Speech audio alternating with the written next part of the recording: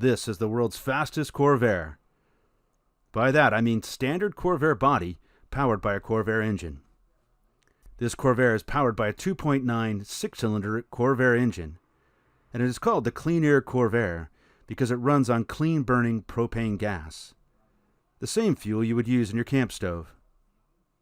On August 22, 1974, it set a new Bonneville speed record of 173.1 miles per hour, a two-way average over a measured mile. This is the world's fastest Corvair bodied car. It was raced at Bonneville back in the 60s by the team of Ed Chalakian and Don Torgensen. This 1960 Corvair coupe ran in the AA Altered class with a huge, supercharged 468 cubic inch Chevy engine mounted in the front of the car. In addition, it also ran on nitromethane fuel. In 1969, it posted an official run of just under 220 miles per hour. In 1972, Tom Kesababian, who lived in Whittier, California at the time, built the Clean Air Corvair in order to demonstrate the performance potentials of both the Corvair automobile and clean-burning propane gas. The odd-looking air scoop on the roof was a last-minute attempt to get more air into the IMCO mixer. Delays in finishing the car prevented him from arriving at the SALT until the last day of Speed Week. Now, this engine Tom used in 1972, it featured a single Air Research turbocharger with an IMCO 425 propane mixer carburetor. It was also equipped with an Escuderian camshaft and George Sala pistons and cylinders, along with a water injection system designed by his friend Gary Bailey. By the time he had gone through tech inspection and prepared the car for its first run, it was late in the afternoon, and the shadows were getting very long. Before leaving home, Tom had only managed a couple of trips around the block, so this was going to be the Clean Air Corvair's first run at speeds over 40 miles per hour. Even though Tom was taking it easy, on the first run, it recorded a speed of 150 miles per hour. He made a couple more runs that afternoon that were even faster, but there were some problems to deal with, and there wasn't time to fix them because the meet was over. However, at this time, these were the fastest speeds ever recorded for a propane-powered automobile. In 1973, Tom returned to Bonneville with a higher gearing and qualified for a record attempt. He made a full-throttle run at 164.5 miles per hour on one leg of the record attempt. But a problem siphoning propane from the storage tank to the race car prevented Tom from making a successful backup run for the record. Even though he didn't get a new record, Tom realized that the single IMCO mixer was restricting the power of the engine.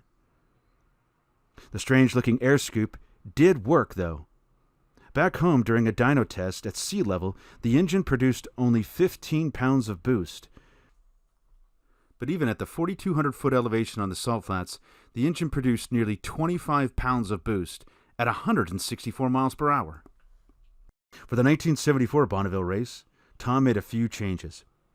Because the single IMCO 425 propane mixer was limiting the power of the engine, he redesigned the engine with two IMCO mixers for a total capacity of 850 CFM. Tom also replaced the single Air Research turbo with two 1965 Corvair turbochargers. The air scoop was no longer needed, so removing it greatly improved the appearance of the car.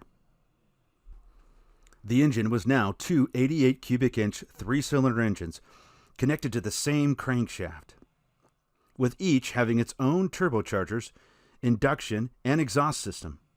Tom's wife Barbara came up with the idea of cooking breakfast in the pits, with the camp stove hooked to the race car's propane tank. It was a great idea, saved them a lot of time and money. She even treated some of their friends to breakfast, including a Canadian fellow who was helping in the pits, Ed Escuderian, a fellow Armenian. On his first record attempt, Tom was given the go signal at the starting line, but just as he went to leave, the starter held him at the line due to some technical problems on the course. Tom expected it would only be a short delay, but when the starter finally released the car 3 minutes later, the cylinder head temperatures were already over 300 degrees. This was not going to be a good run. After running flat out for 2 miles, the Clean Air Corvair entered the timed mile with the cylinder head at temperatures nearly 500 degrees. It continued to increase, and at the halfway mark through the 3rd mile, it was over 550 degrees.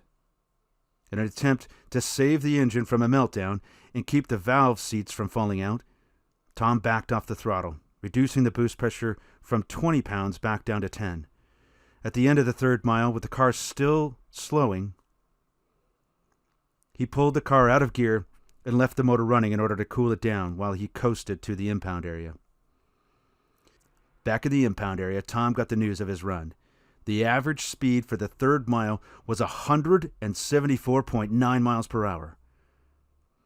However, at the end of the time mile, when he was slowing down, he was clocked at 176.2 miles per hour. That means the car was probably running close to 180 when he backed off to save the engine. Now, Tom had to repeat the whole process again by making another run in the opposite direction in less than an hour. Would the engine survive another 3-mile run at full power? God only knows. On the return run, there were no delays at the starting line. So during the run, the engine was running much cooler, around 425 degrees. Tom knew the car was capable of higher speeds, so he opened the throttle and increased the boost pressure to 25 pounds.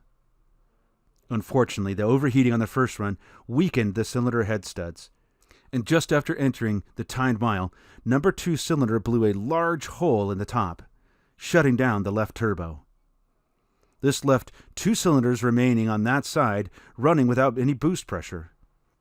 However, on the other side of the motor, things seemed to be running just fine, so Tom pushed the throttle to the floor. This film was taken by Tom's friend Dick Riley at the 2 1/4 mark. As the car came into view, Dick described the engine as sounding like something really bad had gone wrong. Maybe that's because it was running on only 3 cylinders.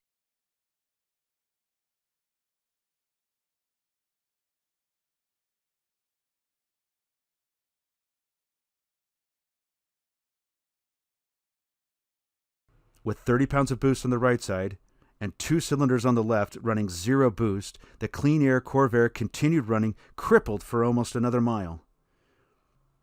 With half the engine disabled, the average speed of the return run was an incredible 171.3 miles per hour. This resulted in a new 2-way record of 173.09 miles per hour. The fact that the motor held together and completed his run was nothing less than a gift from God. This record, for a 3-liter, stock body, American production car running on gas, stood for over 35 years.